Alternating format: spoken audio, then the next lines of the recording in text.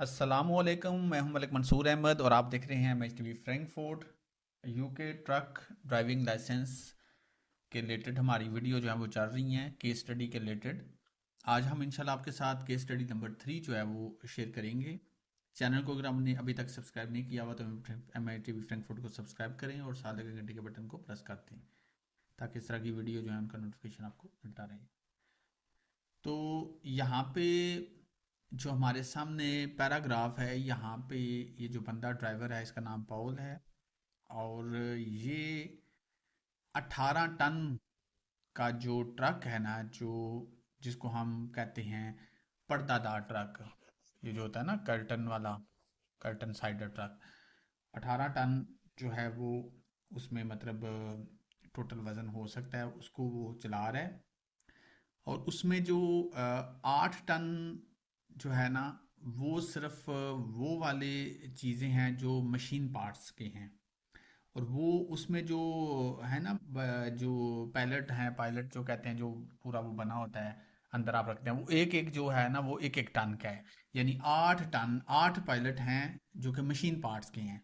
और 4 पायलट्स जो हैं वो एक एक टन के, वो मोटरसाइकिल्स के पार्ट्स हैं। और जो मोटरसाइकिल्स के पार्ट हैं उसने वो डिलीवर करने हैं इन स्टेनस, यानी कोई जगह का नाम है। And machine parts will be delivered at a Dover docks for export.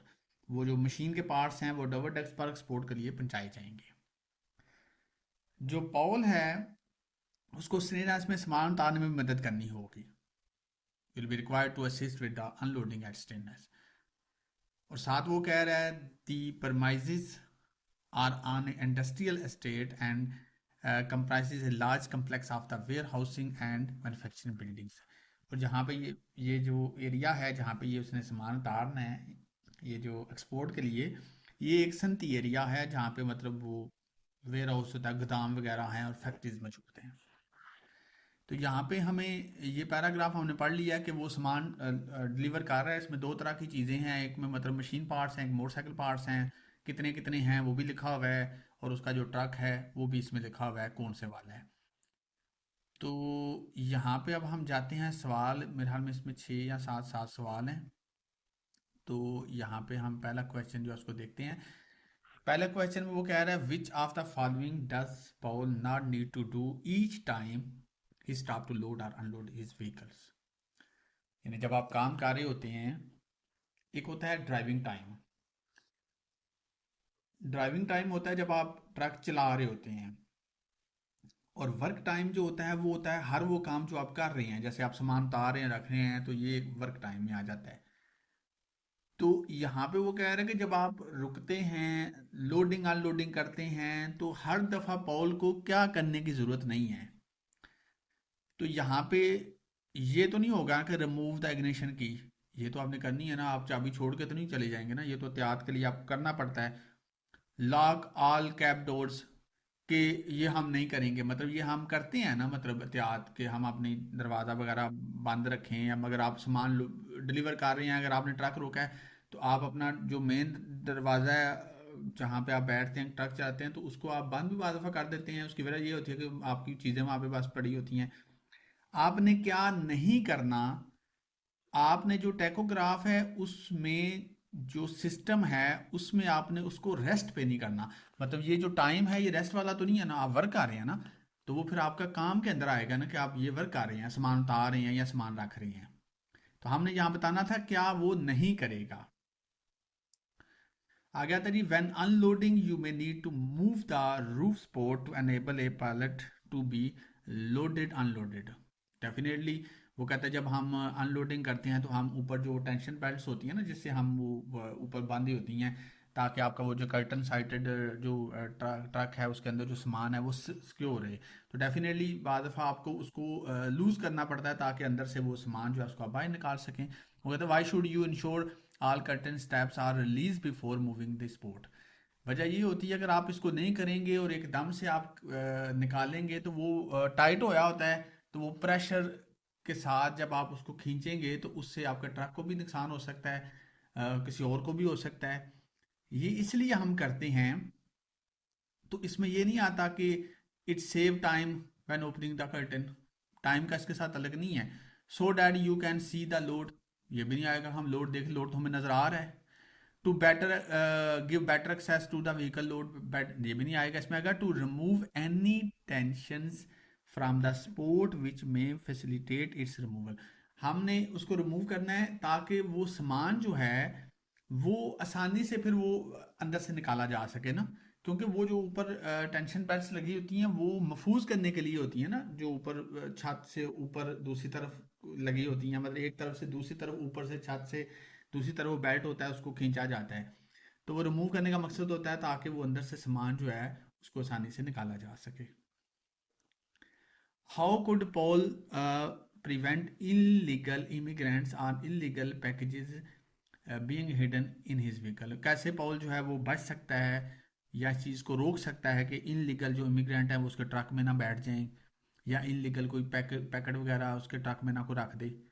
तो इसमें मतलब सीसीटीवी कैमरा वगैरह तो नहीं, मतलब उसमें वो देखता रहेगा, मतलब इतना टाइम तो नहीं होता ना कि आपको कैमरा लगा दें और उसको आप देखते रहें। फिट ए ट्रैकिंग सिस्टम का व्हीकल, ये भी नहीं आएगा। Fit a fairing to the side of truck, ये भी नहीं आएगा। इसमें आएगा look all cab and exterior doors and carry out a visual inspection of all the doors after each stop.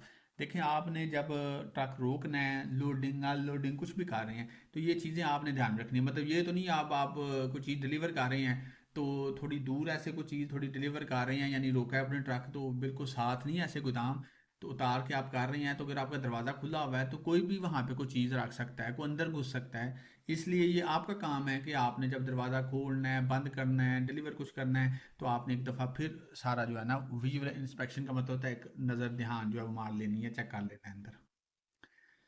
On arrival at a Dover, Paul will have completed 4 hours of driving and 2 hours of other work। अब यहाँ आपने गौर करना है, ये चीज़ आप पता होना चाहिए। 4.5 घंटे के बाद मस्ट आपने 45 मिनट की ब्रेक करनी होती है। यहाँ पे आपने कितनी देर इसने पॉल ने गाड़ी चलाई है, ट्रक चलाया है जब ये डोवर पहुंचा है?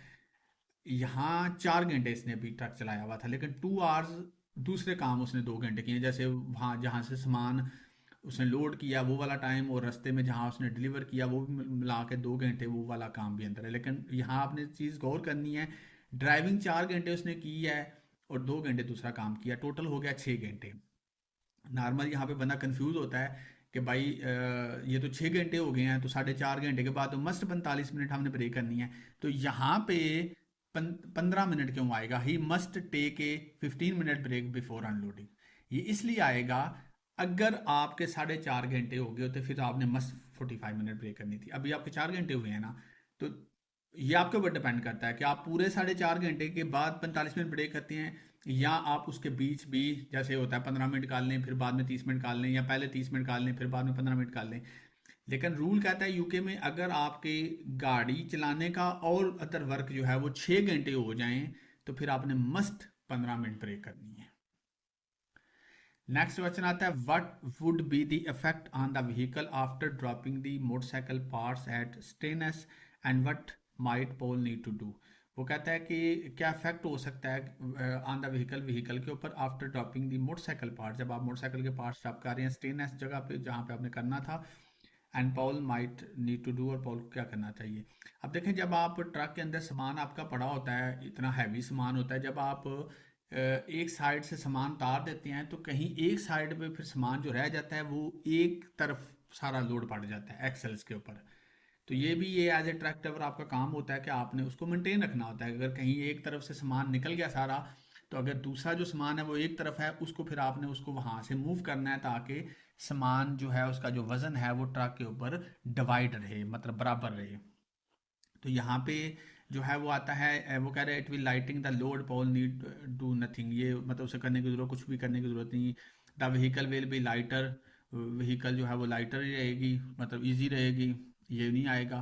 That it will lighten to the load and Paul may need to move the remaining load to avoid axle overloading. यानी ये आपका काम है, फिर आपने देखना है अगर आपका लोड आगे की तरफ वाला जो है, अगर आपका पर्देदार ट्रक है तो आपने अगर आगे वाला जो लोड है या पीछे वाला अगर आपने सारा उतार दिया, तो आगे वाला सारा जो है अभी उधर 8 टन है, तो वो सारा आगे वाली साइड पे आपका लोड पड़ेगा और वो आपकी बैलेंसिंग भी खराब होगी और प्रॉब्लम बनेगी। इसलिए आपने उसको वहां से मूव करके थोड़ा दरमियान में करना है, कुछ पीछे करना है। आगे आता है जी, what PPE would Paul restrictly expect to use for this type of work at the stainless site. यानी स्टेनलेस साइट पे जहाँ पे आपने शायद मेरे ख्याल में मशीन के पार्ट्स जो डिलीवर करने हैं, आई थिंक वही है ऊपर, अब मैं नहीं देख रहा, लेकिन चले। यानी यहाँ पे आपको ये क्यों ज़रूरत है, इसको रिस्ट्रिक्टली एक्सपेक्ट कर रहा है, क्योंकि इसको ये PPE क्या होता है। PPE जो है ये बेसिकली इसको कहते हैं प्रोटेक्टिव फुटवियर एंड ग्लव्स। यानी कि ये बेसिकली कुछ सामान ऐसे होते हैं जहाँ पे आपको मस्ट अपने हाथ में वो जो होते हैं जो ग्लव्स वो अपने पहने होते हैं, और फुटवियर होता है स्पेशल जूते भी होते हैं जहाँ पे कोई चीज़ अगर गिरती है तो वो आपका पाँव जो है उससे जख्मी नहीं होता। आखिरी क्वेश्चन में कह रहा है, what personal injury risk must Paul be specially aware of while opening the curtains. Paul जो है उसको किस चीज़ की इंजरी जो है ना स्पेशली उससे आगाह रहना चाहिए जब वो कर्टन्स ओपन करता है। तो डेफिनेटली वो ज़ख्मी हो सकता है, जब आप बेल्ट खोलते हैं एकदम प्रेशर से आपको लग सकती हैं। तो यहाँ पे वो कहता है जी, he could get wet from rain on the curtain, ये तो नहीं आएगा ना, मतलब वो प्रॉब्लम तो नहीं है ना, मतलब getting dirty from the road film on the curtain, ये भी नहीं आएगा कि कर्टन जो है वो गंदी हुई हुई हैं, गीली हुई हैं। यह था जी, straps under tension could spring into his face on release. जब वो रिलीज करता है तो वो एकदम से, जैसे कोई चीज़ होती है ना, जैसे कोई रबड़ होता है या कोई चीज़ होती है, आप उसको खींचते हैं छोड़ते हैं तो वो एकदम लगती है, तो इसी तरह ये आपके फेस को जख्मी कर सकती है। तो ये जी हमने अल्हम्दुलिल्लाह आज केस स्टडी नंबर 3 जो है वो आपके साथ शेयर किया है। नेक्स्ट वीडियो में इंशाल्लाह केस स्टडी नंबर 4 जो है उसके साथ आपकी खिदमत में फिर हाजिर होऊंगा। तब तक अपने होस्ट में इजाज़त दीजिए। अल्लाह हाफिज़।